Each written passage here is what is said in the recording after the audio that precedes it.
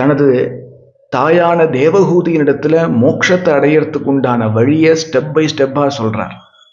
அதுல சொல்றார், நயுஜ்யமானயா பக்தியாக பகவத் அகிலாத்மனி சதுருஷோஸ்தி சிவப் பந்தா யோகினாம் பிரம்ம சித்தையே அப்படிங்கிறார். அனைத்து ஜீவராசிகளுக்குள்ளேயும் ஆத்மாவா இருக்கிற பகவான் ஆகிய என்னிடத்திலேயே வைக்கிற பக்தி தான், என்னிடத்துல ஏற்படக்கூடிய பக்தி தான் மோட்ச சாதனமாக ஆகும் அப்படிங்கிறார். அப்ப பக்தி தான் மோட்சத்தை கொடுக்கும், பக்தியே மோட்சம்.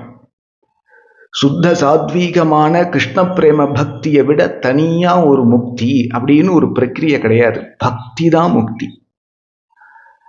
அப்படி இருக்க இத்தகைய கிருஷ்ண பக்தியை எப்படி சம்பாதிச்சுக்கிறது? என்ன பண்ணா இந்த கிருஷ்ண பக்தியை கிடைக்கும்?